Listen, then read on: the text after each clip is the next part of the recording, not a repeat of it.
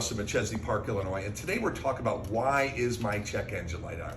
And this is a big topic. People search this all the time on the internet, and there's not a right or wrong answer to this, but it's really a matter of being smart about your vehicle. Okay, so if the engine light comes on, you're driving and it drives the same, that's a big difference versus does it have a runnability issue? Does it have a lack of power? Does it have any smoke coming out from anywhere? Okay, all those things are signs that you should not be driving that vehicle. So be aware of what the vehicle is driving like, and then if there's changes to it, you should probably not drive it, have it towed. Err on the side of caution with the tow. A tow is a fixed cost, $7,500. When you got to have a vehicle have an engine replaced because you kept driving it overheated, that's thousands of dollars. So we don't know what could happen by driving it, but the tow is a locked in set amount. So if in doubt, give us a call. We'll help you make a good decision here. But when in doubt, tow that vehicle to your local repair shop and give us a call over here at Cars R Us in Chesney Park with any questions.